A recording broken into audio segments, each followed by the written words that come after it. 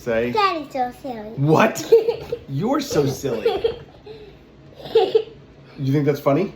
You just say I'm silly and then you jump off camera?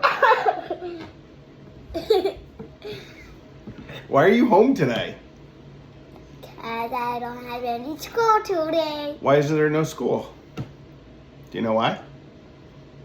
Because we just went to vote. Yeah, it's called Election Day. Tell everyone, say, make sure you vote. Make sure you vote on Election Day. All right, so my co-host, will be assisting me with today's recap. What? This is going to go well. So, recap day. Well, I take a drink, so you gotta take a drink? Is that how this works? Here, cheers.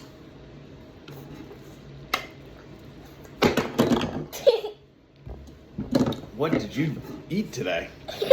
So, week 9 recap, week 10 preview. You all right there, buddy? Yeah? Okay. So, most importantly, go Bills. Yeah, go Bills. Go Bills. Say, squish the fish. Squish the fish. Say sorry, Marissa. Sorry, Miss Marissa. But Bills won. It wasn't pretty. You gashed our offense that entire game. But thankfully, T-Bass with a 61-yard field goal. I mean, he can't make an extra point, as many of you Jets fans were present for. Can't make a 40-yard field goal. Can't make a 45-yard field goal, which we saw in the playoffs last year. But from 61, right down the middle would have been good from almost 70. Can't make it up. So thank you, T-Bass, for that victory between T-Bass and Josh Allen. Definitely got it done. Defense, you got some work to do. And we'll go from there. For the Jets, season's still alive. Season's still alive. And also thank you for beating the Texans, because that makes us the 2 seed right now. It would have been nice if the Bucks could have pulled off the win last night. They win, and then in 2 weeks we play KC. That game could have been for the 1 seed. Now we need KC to still lose to somebody else. So Jets season still alive. Right now, Indy just lost. In reality, the Jets have to root for the Bills this week because the Bills play the Colts. And so the Jets need teams like the Colts, the Broncos, the Chargers, and the Bengals. They need those teams to start losing. Right now, we're going into week 10. I think we can safely say we're looking at Bills, Texans, Chiefs as division winners, and then Ravens and Steelers battling it out for the North, with the loser probably being the 5 seed. I think we can safely say right now, I know it's only week 10, but safely say right now those 5 teams are looking like playoff teams. And then that leaves 2 spots for, well, don't do that because it's silly. 2 spots left for the Bengals, the Colts, the Chargers, the Broncos, and happening?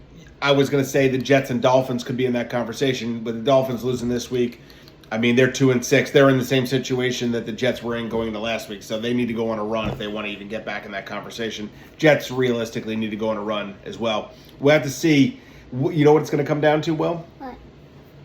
Jets and Dolphins still got to play each other twice. One of them's got to sweep that series, and whoever sweeps that series could possibly, make a claim to making a run and going from there. So we shall see. For as far as Jets and Dolphins go, Giants. I'll be honest, I didn't see any of the Giants Redskins game. It was on. I think it was on the same time as the Bills game, so I didn't watch any of it. I just saw that the score that you guys lost, but I couldn't tell you anything about that game. Giants, it's feeling like a lost season, and obviously you're not going to move forward with Daniel Jones next year. But the question is, do you move forward with Dable and Shane? So we shall see. If they get fired, they should come back to Buffalo, right? Yeah. Yeah, definitely. So we'll see. I just saw a poll, like a betting poll today. They had Joe Brady, the Bills offensive coordinator, as the number 1 person to get the Saints head coaching job. So we might need Dable to come back if that ends up happening. So moving on from fake football, moving on to moving on from real football, moving on to fake football. Let's talk about fantasy. Your boy has won. I don't know what how many wins in a row this is for me, but my team's on a nice little streak here. I got the win over Ken, which was a big win because we went into the game both with the same record at 5-3. And I was on the outside looking in at the playoffs coming into this week. So after this week, I am on the inside going that way. Ken did have the bench points. Aaron Rodgers and Mike Gesicki both had big games on his bench. And he got big games out of Garrett Wilson and Zay Flowers and Derrick Henry. So Ken could have gotten the victory this week. For me, Joe Burrow's 5-touchdown game carried me. Bijan had a nice game. Tank Dell is getting some points without Nico and Steph Diggs in there. But like I said, Ken could have beat me. Fortunate that he did not. And Ken took one for the team. He did not start Rodgers, which would have won in fantasy. But he got the Jets a win. So did you know that every time that Ken starts Aaron Rodgers, the Jets lose? Can you believe that? Say, start Aaron Rodgers. Start Aaron Rodgers. Side note, for some reason, this just made me think of it. Aaron, you guys all know in the group, his kid, whenever somebody drops a ball or if he drops a ball, he says Alan Lazard. So I don't know why that just popped in my head, but hilarious. So the victory improves me to 6-3, drops Ken to 5-4. We'll see what that looks like playoff seeding wise in just a moment. Speaking of playoff seeding, we're already getting close to playoff seeding, and I think I have 5 of the 14 of you have paid your dues. So pay your dues. Tell these people, say pay your dues. Pay your dues. Pay your dues. Pay your dues. Or Santa's not coming this year. Or Santa's not coming this year. Oh, show them who came to your house this week. The Tooth Fairy. Tooth Fairy made a visit to Mr. Will this week. First one. $5. That's my pony betting money. All right, moving on. Okay, nobody cares about it anymore. So, 6-3 for me, 5-4 for Ken. Talking about 6-3 teams, let's move on to Justin versus Marcel. Good game here for Justin. The QB did not show up for him this week. I think Murray only had like 4 points, but Quentin Johnson had that 66-yard touchdown. Mooney has been a pain in the ass all year. I say he's a pain in the ass because in multiple leagues I own Bijan, London, Pitts. I don't need anybody else on that team scoring points. And yet, every time I look up, Mooney's scoring, and sometimes Ray McLeod is scoring. And then Tyler Algier. For 2 years, he's been driving me crazy. So, but for Keo, St. Brown got the touchdown. He gets, not a great performance, 128, decent. But Marcel has a very poor performance at 113. Kamara, Darnold, Hunt, his leading scorers. Marcel also had the points on the bench. He had a couple of monster games on the bench, I think, including DeAndre Hopkins last night, that would have gotten him the victory. But can't win them all. So they both fall to 6-3. Marcel falls to 6-3. Justin improves to 6-3. And they're both right there at the top of the standings. Moving on to 2 teams who are not 6-3. We've got Zach and Marissa. Marissa creating some distance, making sure she's not going to be participating in the 2-4-6-8 challenge this year. Marissa with a 141-97 victory over Zach. Zach didn't crack 100 despite having JSN go for 37 points.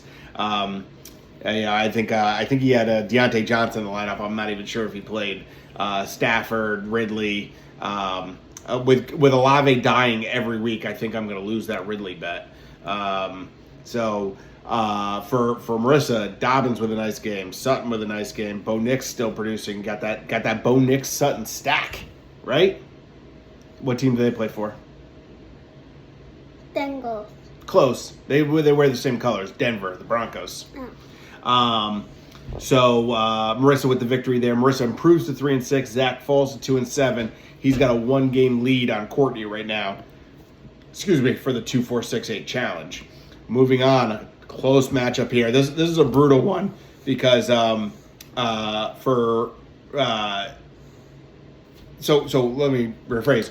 Rob with a 120-115 victory over Richie. I think this is the second really brutal loss for Richie in a couple weeks here. You know what's interesting? I'm just noticing now is they swapped quarterbacks, literally week 1. And had they not swapped quarterbacks, Richie wins the game because he'd have 7 more points. Because Hurts scored 29.9 and Allen scored 22.1. In fairness, though, Allen had 5 touchdowns, 0 picks in the game, but his stat line says 3 touchdowns, 1 interception. The interception was a touchdown to Keon Coleman that Keon had bounced off his chest and Jalen Ramsey intercepted. And then later in the first half, Allen ran for a 20-yard touchdown. They got called back on a phantom holding call that didn't exist. So it should have been a 5 touchdown, 0 interception game for Allen. Anyway, this game was won last night. Rob had got a 22-point performance out of Travis Kelce, 14 catches out of him. That made the difference. Lost a point with Xavier Worthy. Keon Coleman better. Right? Who's better, Xavier Worthy or Keon Coleman? Keon! And then for Richie, the game was lost when Puka got ejected. No Puka, no win, because you figure Puka would have definitely made up these 5 points. But doesn't matter what it would have been. It is what it is. Rob improves to 4-5, and Richie falls to 3-6. Moving on. Well, stop. We've got JJ versus Tom. We made fun of Tom all offseason for taking DJ Moore in the first round, and turns out we were correct. He's the 28th ranked receiver in football right now. Tom's team, I think he started 5-0, and he's 5-4 now, so it's not looking great at the moment. For JJ, just keeps battling. He's staying around until all his guys come back. Will, stop. Turn it off. Thank you. For JJ, sticking around. Kupp just came back. This week he might get Jonathan Brooks and Christian McCaffrey back. Of course, the week he plays me is when everybody's going to come back. And he's sticking around. He's hovering around 500. He's 4-5. So with all those guys back, he might have a chance to get in that top 6. And then if he makes the playoffs with McCaffrey and Kupp and all those guys, it could be dangerous. 4-5 for JJ, 5-4 for Tommy. Got good games out of Cousins. An okay game out of Cousins. I think Mahomes. Now I don't blame him for not starting Mahomes. He's been bad for fantasy, and Cousins has been good. So I totally get the choice there. But obviously, Mahomes had the better game. And unfortunately for Tommy, he is our low scorer of the week. He will be paying for this week's parlay. So JJ improves to 4-5. Tommy falls to 5-4. Moving on to our first place team and our last place team. Larry, 7-2, first place all by himself with the 143.4 to 96.7 victory over Courtney. Courtney falls to 1-8. I'm pretty sure Courtney started a player on a bye this week. Okay. Big games for Larry out of Chase Brown. Kate Otten. Marcel and I were just talking about Kate Otten this morning. I might have to. He's asking him if he should starting Otten over McBride. And I said, I'm going to have to start Otten over Kittle and Kincaid in my other league. So, Kate Otten doing big things. Justin Jefferson doing what he's supposed to do. For Larry, or for Courtney. For Larry, for Courtney, Lamar producing. Dunze had a decent game. And then when you see your kicker pop up as one of the high scorers, that's usually not a good sign for your fantasy team. So Larry improves to 7-2, like I said, in first place. Courtney falls to 1-8. For our last game, Kyle's team is the epitome of fantasy football. Kyle has literally won the highest score twice now, including this week, and he's been the lowest score twice. So it's balls to the wall. It's either all or nothing. Kyle with the 183, with the 183 to 95 victory over Aaron. Again, Kyle's team has been the lowest scorer twice, has been the highest scorer twice. In 9 weeks. So literally half the time he's either the highest or the lowest score, which is crazy. For Kyle, Barkley, monster game. A-Chain, monster game. We've talked about his running back trio. He's got A-Chain, Barkley, and Cook. When they go off, Kyle's team goes off. Devontae Adams had a nice game. Even Tyler Bass with a 61-yard field goal for Kyle. So big games for Kyle's team there. For Aaron, Daniels was decent. Actually, he had Daniel Jones score more points on the bench for him. But none of it would have made a difference in this game. The only games that I think made a difference with bench points would have been Ken could have beat me with the bench points. Marcel could have beat Justin with the bench points. And actually, Richie, I don't know that I would have ever done this, but Richie could have beat Rob with the bench points if he starts somebody over Puka. I can't remember who. And then starts Roshan Johnson over whatever backup running back he picked up who gave him a 0 spot, which he did in another league for me too. When at a league I had Zach Moss, I put him in and got 0. But I still won that game. So, but anyway, so there was 3 games that could have been won with the bench points. So Kyle, congratulations! You're the highest scorer this week. You improved to 5-4, and just on the cusp, just on the outside of the playoff race. While Aaron falls to 6-3 and stays just in it. Speaking of staying just in it, let's talk about the standings. Dun, dun, dun, dun, dun, dun. Will, tell everyone where you were on Sunday during the football games. The New York City Marathon. Will was at the New York City Marathon on Sunday. Him and Christy went down to support Christy's sister, who ran the marathon. So I know she's not going to watch this, but congratulations, Eileen, on completing your second marathon. Great work. And, that's way too much running. I'm not doing it. So anyway, congrats to all the marathon runners. Moving on. Standings. Larry, up top, by himself, 7-2. Currently with a 97% chance of making the playoffs. So Larry is the 1 seed. Moving on to our 6-3 teams, we have 4 of them. Okay, Justin 6-3, Marcel 6-3, your commissioner 6-3, and Aaron 6-3. Currently, as far as the percentage of the playoffs goes, Justin's at 83, Marcel's at 83, or Justin's at 84. Marcel's at 83. ESPN still doesn't believe in me. I'm down at 63%.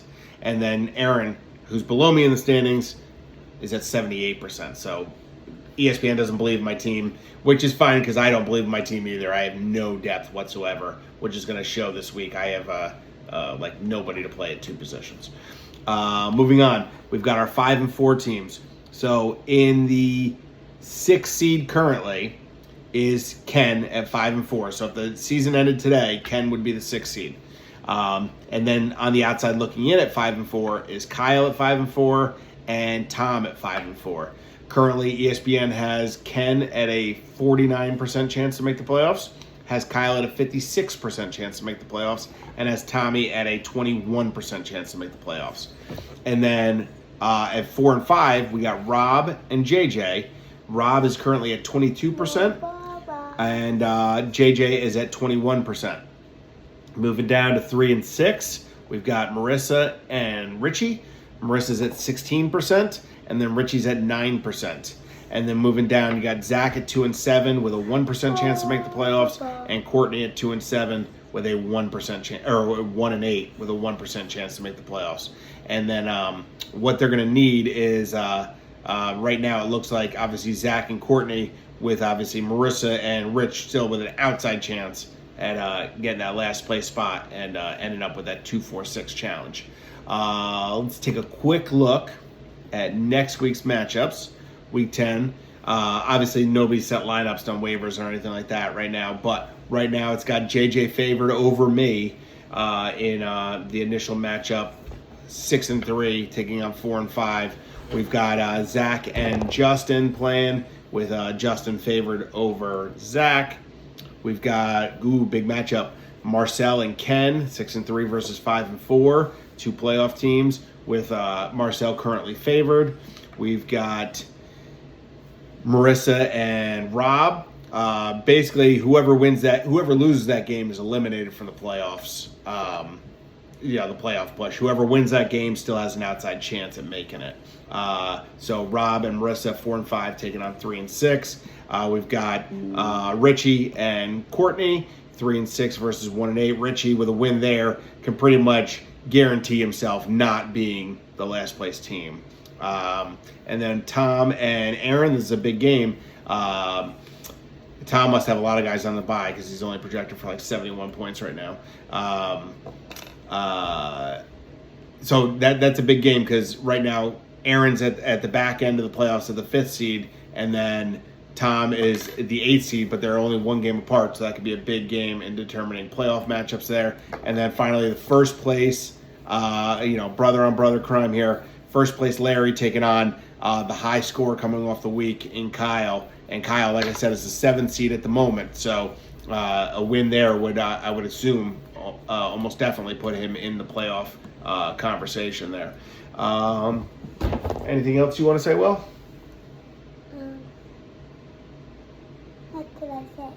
I don't know. Why don't we take a look at who the real teams are playing this Let's go week? Buffalo. Yeah, I like that one. Let's see. I don't know who everybody's playing off the top of that. We have a 1 o'clock game against the Colts this week. Very good.